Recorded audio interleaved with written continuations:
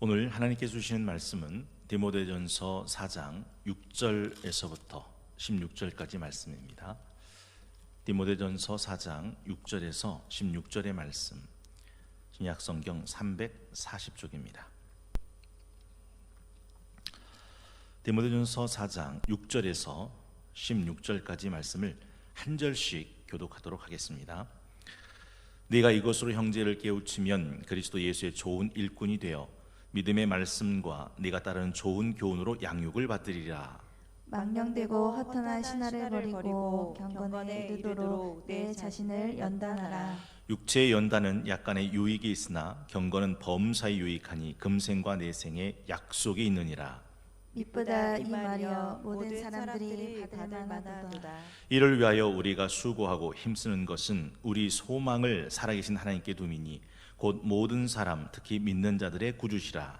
너는 이것들을 명하고 가르치라. 누구든지 내 연소함을 업신여기지 못하게 하고 오직 말과 행실과 사랑과 믿음과 정절에 있어서 믿는 자에게 본이 되어 내가 이를 때까지 읽는 것과 권하는 것과 가르치는 것에 전념하라. 내 속에 있는 은사 곧 장로의 회에서 안수받을 때에 예언을 통하여 받은 것을 가볍게 여기지 말며 이 모든 일에 전심전력하여 너의 성숙함을 모든 사람에게 나타나게 하라. 합독합니다. 내가 내 자신과 가르침을 살펴 이 일을 계속하라. 이것을 행함으로 내 자신과 내게 듣는 자를 구원하리라. 아멘. 오늘은 12월 31일 목요일 다시 다듬어 만드는 영광스러운 재직 네 번째 새벽 아침입니다. 오늘 두 손 가슴에 대시고 또 믿음으로 고백하겠습니다. 하나님, 제가 재직입니다. 하나님, 제가 재직입니다. 오늘은 주신 본문 말씀 중심으로 재직의 훈련과 성장과 성숙, 재직의 훈련과 성장과 성숙이란 제목을 가지고 은혜와 도전받는 시간이 되기를 원합니다. 오늘 우리가 함께 살펴보려고 하는 이 디모데 전서는 사도 바울의 믿음의 후계자인 에베소 감독이었던 디모데에게 주는 재직의 정석 같은 성경책입니다. 디모데전서 1장은 말하고자 하는 핵심은 딱 하나입니다. 재직은 오직 말씀 위에 서야 한다. 2장에 들어가면 재직은 그 말씀 위에 서서 기도하는 사람이어야 한다. 3장은 결국 재직은 바른 신의 성품의 사람이 되어야 한다. 그리고 오늘 본문 4장은 이런 재직을 세우기 위해선 반드시 훈련과 연단이 필요하다라고 하는 것을 말씀하고 있더라 하는 것이죠. 15절은 그렇게 되어 있지 않습니까? 이 모든 일에 전심전력하여 너의 성숙함을 모든 사람에게 나타나게 하라. 여러분, 어떻게 하면 성숙한, 성장한 재직이 될 수 있을까요? 첫 번째는 재직의 전지 작업이 필요하다 하는 것입니다. 재직의 전지 작업이 필요하다. 여러분, 농사를 지어 보셨는지요? 농사를 지어 보면 농부들은 과감하게 가지와 열매를 꺾어버립니다. 잘라버립니다. 그리고 솎아냅니다. 성경에 보면 요한복음 15장 1절 2절에서도 예수님이 똑같이 말씀하셨습니다. 나는 참포도나무요 내 아버지는 농부라. 무릇 내게 붙어있어 열매를 맺지 아니하는 가지는 아버지께서 그것을 제거해 버리시고 무릇 열매를 맺는 가지는 더 열매를 맺게 하게 하려 그것을 깨끗하게 하시느니라. 그렇습니다. 농부는 과감하게 전지, 전정 작업을 합니다. 예수님께서 하신 말씀 기억나시는지요? 내 눈이 너를 범죄케 하거든, 내 손이, 내 발이 너를 범죄케 하거든. 뭐라고 말씀하셨습니까? 뽑아버려라, 찍어버려라, 끊어버려라. 두 눈 갖고 살다 지옥불에 떨어지는 것보다, 두 팔, 두 다리 갖고 살다 지옥에 떨어지는 것보다 차라리 한 눈 뽑아버리고 한 다리, 한 팔 잘라내고 끊어내고 천국에 가는 것이 낫다 하셨습니다. 오늘 본문에 보면 재직에 필요한 전지 작업을 6절은 이렇게 말씀하죠. 네가 이것으로 형제를 깨우치면, 7절은 또 이렇게 말씀합니다. 망령되고 헛하는 신화를 버리고. 여러분, 네가 이것으로 형제를 깨우친다라고 하는 말은, 이 6절에 나와 있는 형제를 깨우친다라는 말은 세상 영에 미혹하는 더러운 귀신의 가르침에 빠져 있는 사람을 정신 번쩍 들게 만든다라는 뜻입니다. 4장 1절에 보면 뭐라고 되어 있습니까? 그러나 성령이 밝히 말씀하시기를 후일에 어떤 사람들이 믿음에서 떠나 미혹하는 영과 귀신의 가르침을 따르리라 하셨으니, 맞습니다. 믿음에서 떠나 미혹하는 영과 귀신의 가르침을 따라가는 사람들에게 정신 번쩍 들게 하는 것, 이렇게 형제를 깨우치는 것, 이것이 바로 재직의 전지 작업이죠. 7절에 보면 망령되고 허탄한 신화를 버리고 라고 말씀합니다. 망령되고 허탄한 신화란 말은 교회 안에서 근거 없이 떠도는 풍문 같은 그런 이야기들입니다. 뭐뭐라고 하더라, 확인되지 않는 가짜 뉴스 같은 거 있죠. 여러분, 예를 들면 이런 거 아닐까요? 교회 일은 하면 할수록 손해야. 여러분, 이 말은 오늘 성경이 가르치는 망령되고 허탄한 신화를 버려라 라고 하는 이 말이 오늘 현대 성도들에게 가르쳐주고 있는 교훈이더라 하는 것이죠. 사실 망령되고 허탄한 신화, 이 말로 무너지는 재직들이 얼마나 많은지 모릅니다. 고린도전서 13장 11절에 보면 사도 바울이 뭐라고 이야기합니까? 내가 어렸을 땐 말하는 것이 어린아이와 같고, 깨닫는 것이 어린아이와 같고, 생각하는 것이 어린아이와 같다가 장성한 사람이 되어서는 그 어린아이의 일들을 버렸다라고 말씀합니다. 좀 궁금해요. 재직이신 성도님 여러분, 여러분의 말은 어린아이의 말입니까? 장성한 어른의 말입니까? 여러분이 깨닫고 여러분이 생각하는 것은 어린아이의 깨달음과 어린아이의 생각이십니까? 아니면 장성한 어른의 깨달음이고 어른의 생각이십니까? 히브리서 5장 12절에 보면 안타까운 말씀이 한 구절 기록되어 있죠. 히브리서 5장 12절, 때가 오래되었으므로 너희가 마땅히 선생이 되었을 터인데 너희가 다시 하나님의 말씀의 초보에 대하여 누구에게서 가르침을 받아야 할 처지이니 단단한 음식은 못 먹고 젖이나 먹어야 할 자가 되었도다. 여러분, 어린아이의 언행심사를 아시는지요? 혹시 여러분의 언행심사가 그 어린아이의 언행심사를 닮아 있지는 않으신지요? 사도 바울은 말합니다. 내가 어렸을 땐 내가 말하는 거나 생각하는 거나 깨닫는 게 어린아이 일 같았다. 그러나 장성한 사람이 되어서는, 맞습니다, 그 어린아이를 모두 버렸다라고 말하죠. 여러분, 장성한 사람의 일은 뭘까요? 쉽게 말하면 그 속에 신의 성품이 들어가 있는 것을 말합니다. 디모데전서 3장 8절에 보니까 우리가 지난 시간에 함께 살펴보았던 디모데전서 3장 8절에 감독과 집사, 재직은 어떻게 해야 된다고 말씀하고 있습니까? 일구이언을 하지 아니하고 라고 되어 있어요. 사실요, 어린아이와 어른의 가장 큰 차이점은 말하는 것에 달려 있습니다. 야고보서 1장 26절도 이렇게 말씀하는데요, 여러분 한번 스크린 보시고 우리 함께 한 목소리로 합독하기 원합니다. 야고보서 1장 26절입니다. 시작. 누구든지 스스로 경건하다 생각하며 자기 혀를 제갈 물리지 아니하고 자기 마음을 속이면 이 사람의 경건은 헛것이라. 이 사람의 경건이 헛것이래요. 언제요? 자기 혀에 제갈 물리지 않으면. 그러니까 어린 아이의 말을 쏟아내는 사람은 이미 그 재직의 경건은 헛것임을 스스로 드러내는 것이다 라는 것이죠. 두 번째, 재직의 연단과 훈련이 필요하다라는 사실입니다. 재직의 연단과 훈련이 필요합니다. 7절 하반절에 보니까 경건에 이르도록 네 자신을 연단하라 라고 되어 있습니다. 여러분, 경건이라는 게 뭘까요? 물론 많이 말할 수 있을 겁니다. 그러나 아주 쉽게 말해본다면 경건은 하나님의 성품을 담는 것입니다. 지난 시간에 함께 나누었던 디모데전서 3장 하나님의 재직의 성품을 2절은 뭐라고 말합니까? 신중하고 단정하며. 3장 8절은 뭐라 말합니까? 정중하고. 3장 11절은 뭐라고 말합니까? 정숙하고 절제하며 충성된 자라야 한다라고 말합니다. 사실 하나님의 성품이 아닌 육의 성품을 성경은 아주 자세하게 우리에게 가르쳐 줍니다. 그것이 바로 갈라디아서 5장 19절에서 21절까지 말씀인데요. 여러분, 혹시 내 성품 가운데 이 육체의 성품은 들어있지 않은지 두려워하는 마음으로, 점검하는 마음으로 우리 갈라디아서 5장 19절에서 21절 함께 합독합니다. 시작.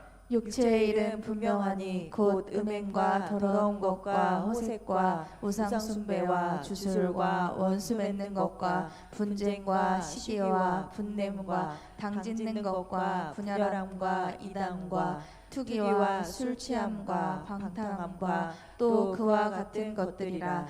전에 너희에게 경계한 것 같이 경계하노니 이런 일을 하는 자들은 하나님의 나라를 유업으로 받지 못할 것이요. 그렇습니다.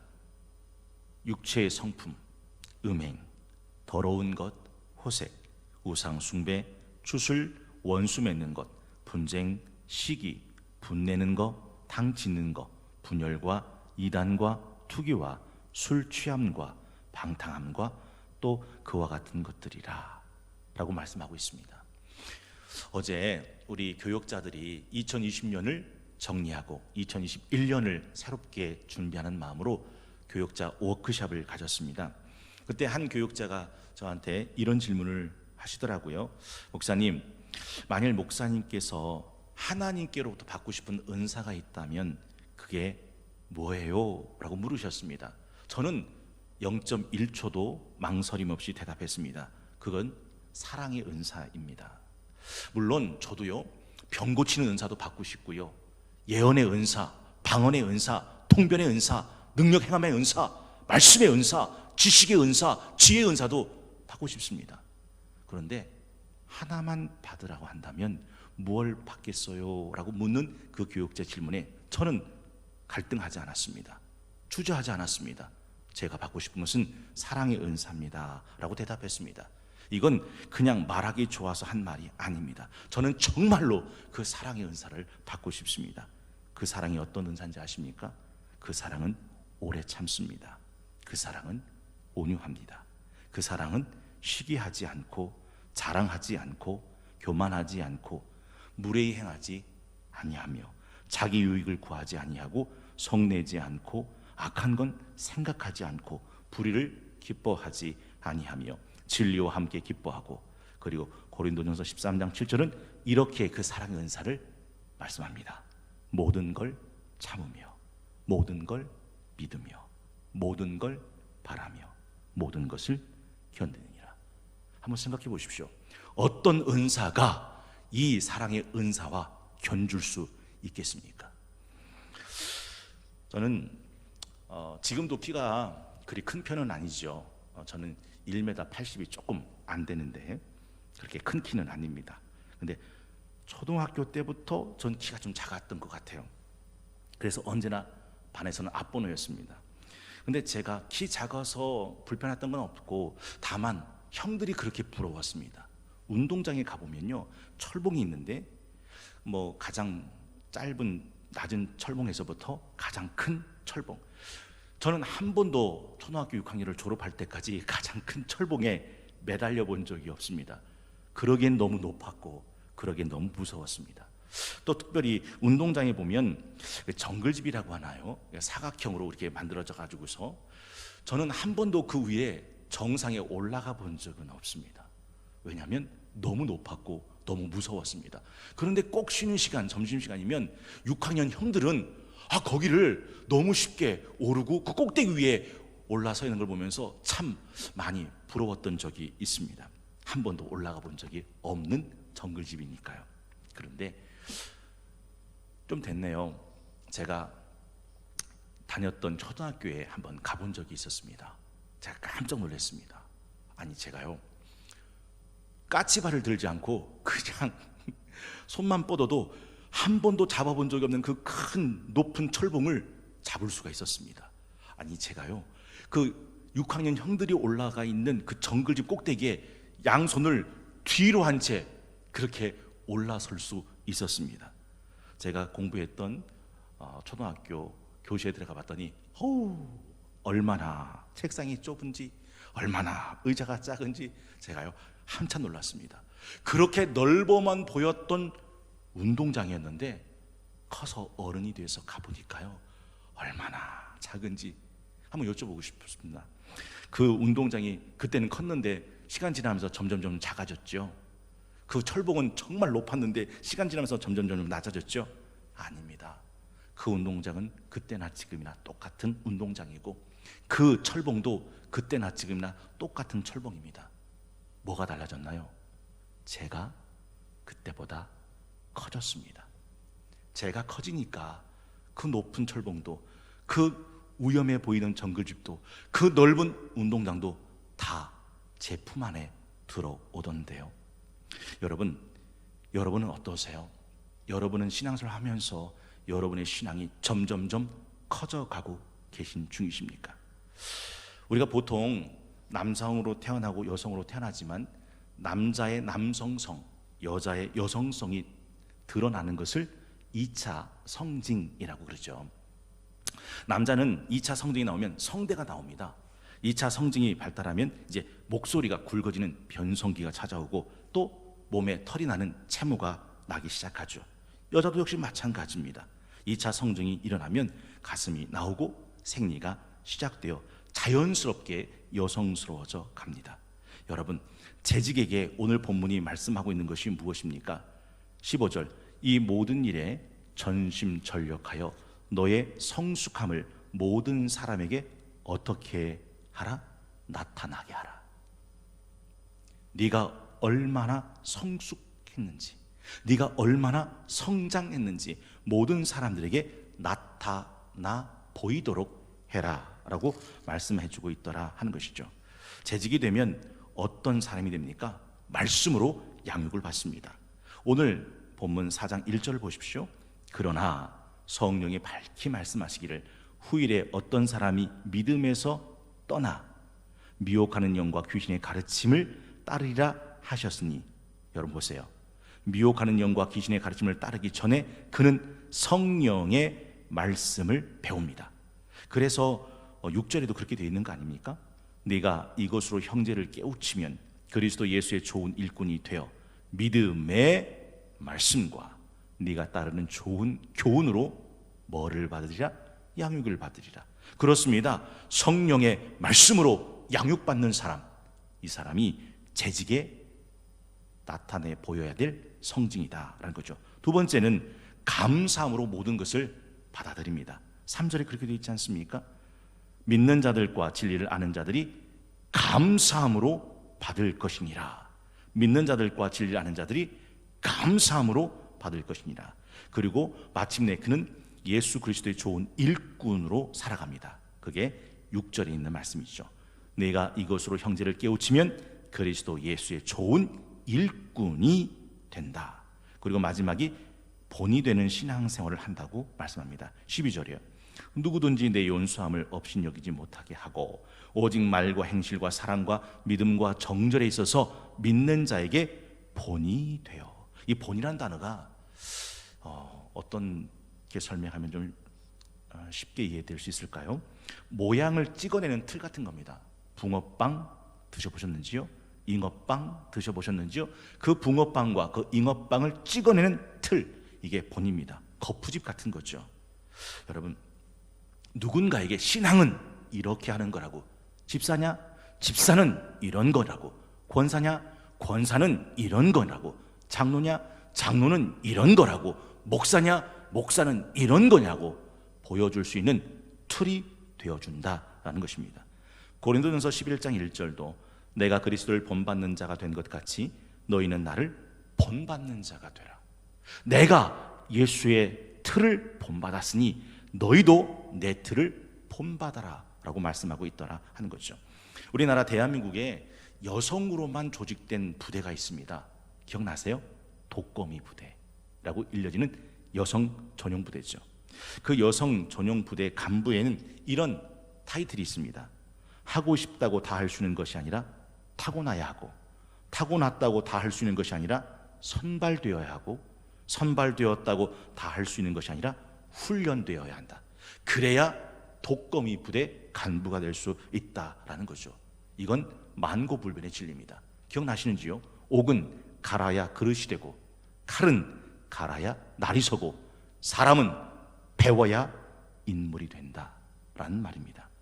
여러분, 오늘 본문에 이 연단하라라는 말씀이 계속 나오고 있는데 도대체 연단이라는 게 뭘까요?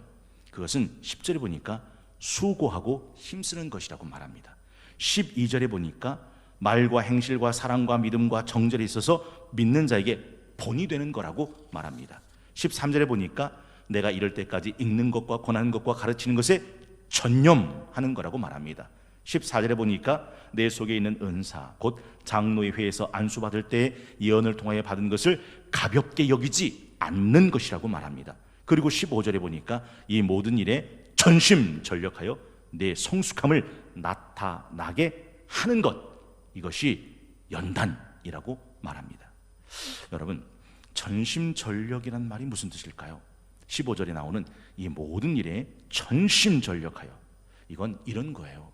산모가 아이를 낳기 위해 자기 몸속에 있는 모든 힘을 끌어당겨 쓰는 것, 이게 전심전력입니다. 내 속에 재직으로서 성장과 성숙을 원한다면 산모가 아이를 낳기 위해 내 몸에 있는 모든 힘을 끌어당겨 쓰는 것처럼 전심전력해야 된다고 오늘 디모데전서 4장은 우리에게 가르쳐주고 있습니다. 사실 왜 우리가 훈련받고 연단받고 노력해야 되는지 아십니까? 그래야 하나님께 제대로 쓰임받을 수 있기 때문에 그렇습니다. 220만 명을 40년 동안 광야를 인도하는 일을 감당한 한 사람이 있죠. 모세입니다. 여러분, 220만 명을 길도 없고 물도 없는 거친 광야길을 인도해 드릴 수 있는 건 아무나 할 수 있는 것이 아닙니다. 근데 모세는 이걸 해냅니다. 어떻게 모세가 이걸 할 수 있었을까? 맞아요. 모세는 이 일을 하기 전에 40년 동안 미디안 광야에서 미리 훈련받았습니다. 우리가 다 잘 아는 대로 모세는 40년을 인도하기 전에 40년을 이미 광야에서 훈련을 마쳤던 사람입니다. 사실 훈련만 제대로 받으면요, 실전을 만날 때 그 훈련은 그 사람의 실력이 됩니다. 그래서 내가 훈련받는 과정 속에 있을 때 그 훈련을 착실히 받아놓는 것이 얼마나 중요한지 몰라요. 그 받은 훈련이 내가 실전을 만날 때 나를 빛나게 만드는 실력이 되기 때문에 그렇습니다. 여러분, 모세는 가나안 땅에 들어갔을까요? 못 들어갔을까요? 못 들어갔습니다. 왠지 아세요? 모세는 가나안 땅에서 훈련받은 경험이 없어요. 가나안 땅에 들어간 사람은 모세가 아니라 여호수아와 갈렙입니다.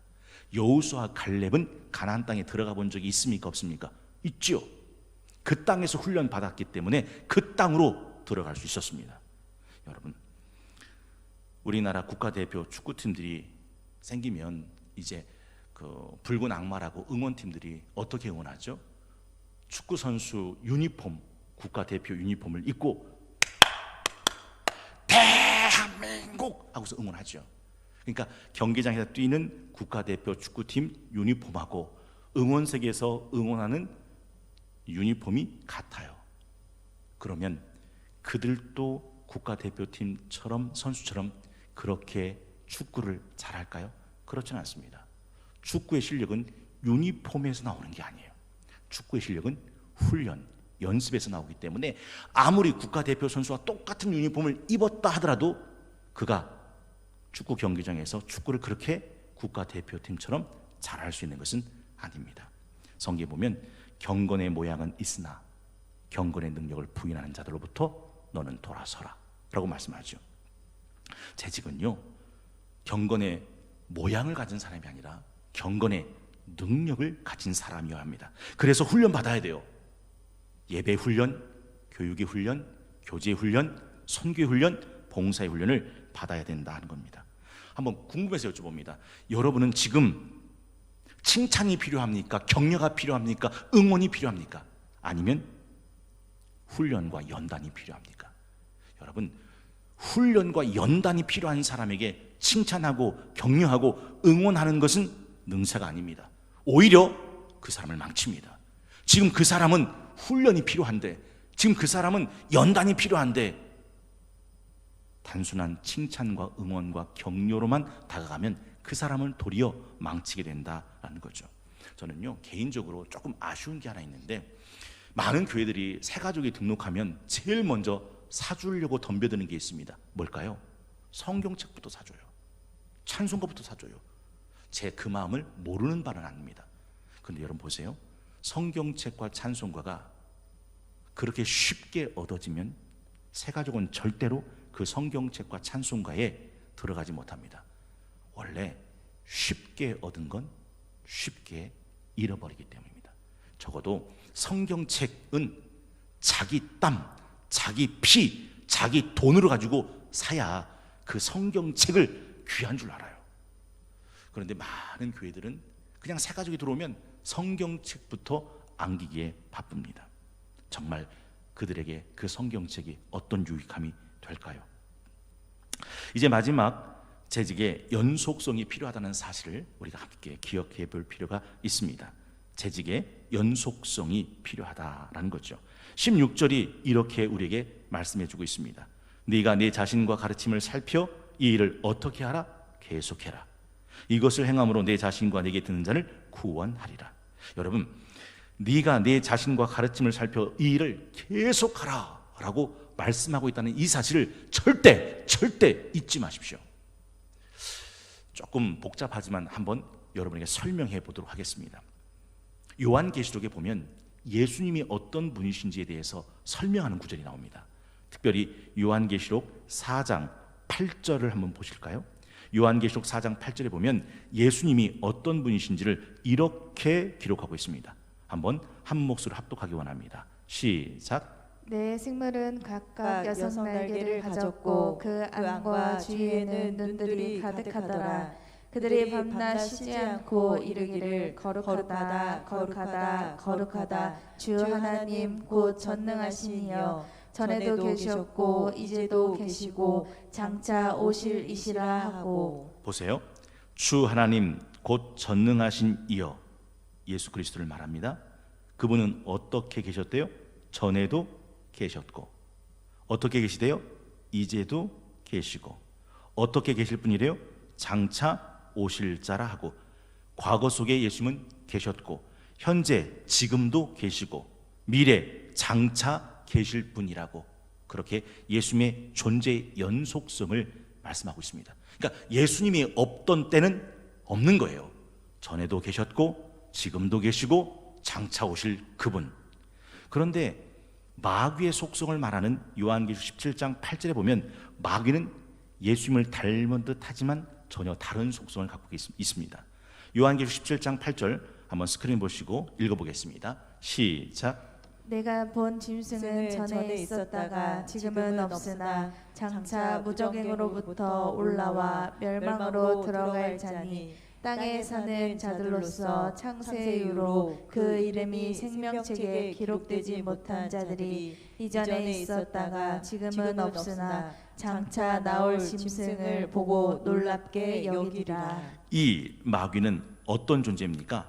네가 본 짐승은 전에 있었다가, 그런데 놀라운 것은 지금은 없으나, 그리고 그 마귀를 닮은 사람의 존재도 역시 마찬가지죠. 하반절에 보니까 창세 이후로 그 이름이 생명책에 기록되지 못한 자들이 이전엔 있었다가 지금은 없으나.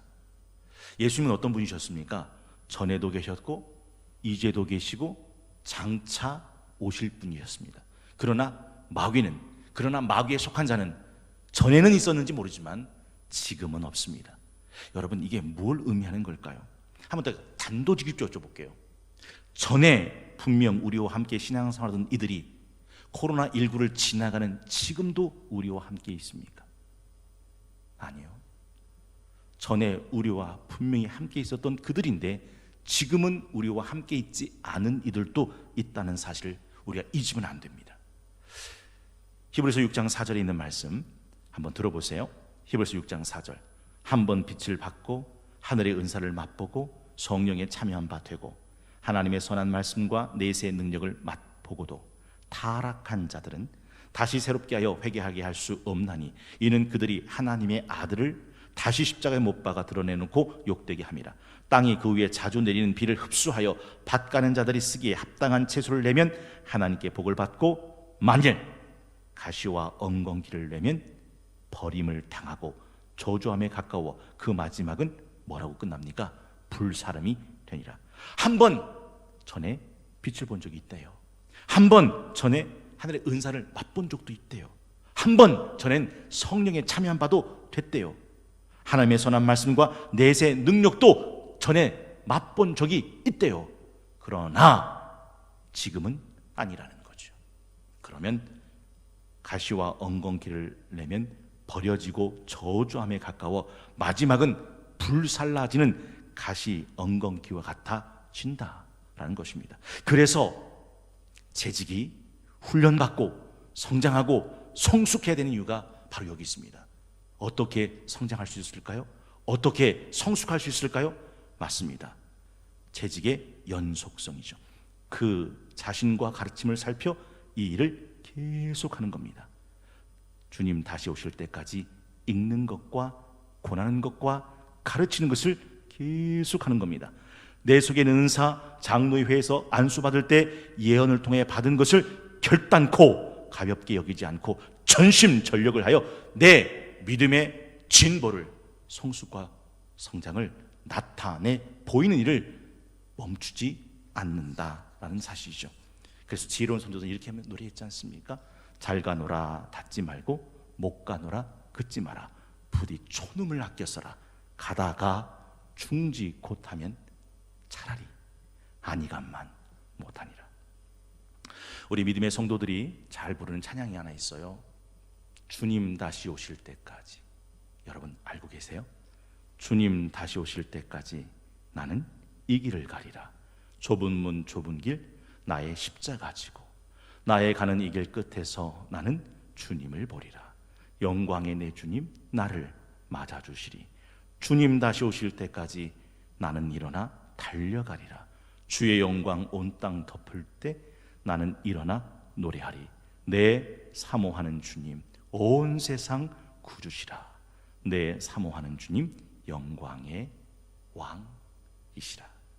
12월 31일 목요일 다시 다듬어 만드는 영광스러운 재직 마지막 네 번째 시간, 재직의 훈련과 성장과 성숙이라는 제목으로 함께 말씀의 은혜를 나누었습니다. 성장하고 성숙한 재직이 되기 위해서는 첫째, 전지 작업이 필요합니다. 성장하고 성숙한 재직이 되기 위해서는 둘째, 재직의 훈련과 연단이 필요합니다. 성장하고 성숙한 재직이 되기 위해서는 셋째, 재직의 중단과 그침없는 연속성이 필요합니다. 여러분, 저는 그 SK 하이닉스의 광고 카피를 참 좋아하지 않습니까? 안에서 답을 찾았는데 바깥에서 문제를 못 풀 리 없고, 안이 단단한데 바깥에서 흔들릴 리 없고, 안이 새로워졌는데 밖이 그대로일 리 없다. 세상의 모든 새로움은 안에서부터 시작된다. 안에서 밖을 만든다. 하이닉스. 전 이 광고 카피를 이렇게 한번 바꿔 보았습니다. 재직에서 답을 찾았는데 교회가 문제를 못 풀 리 없고, 재직이 든든한데 교회가 흔들릴 리 없다.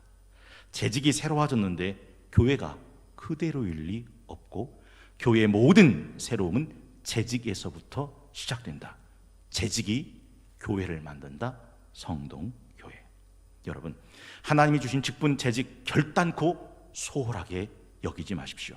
14절, 내 속에 있는 은사 곧 장로의 회에서 안수받을 때에 예언을 통하여 받은 것을 뭐하게 여기지 말며 가볍게 여기지 말며, 여러분이 재직의 직분을 소홀히 여기는 순간 여러분의 영혼도 주님께 소홀해지는 것을 피할 수 없게 되기 때문에 그렇습니다. 바라기는 다시 다듬어 만드는 영광스러운 재직 시리즈가 세상 흔들리고 사람들은 변해가는 이 마지막 때에 저와 여러분들의 신앙을 영광스럽게 지켜주는 말씀의 안전벨트가 되기를 바라고 원하고 기도합니다. 우리 그런 마음을 가지고 찬송가 595장 기도하는 마음으로 함께 찬양하기 원합니다. 595장 찬송입니다. 나 맡은 본분은 구주를 높이고 문영원 구원 얻도록 잘 인도함이라. 부르심 받들어 내 형제 섬기며 구주의 뜻을 따라서 내 정성 다하리.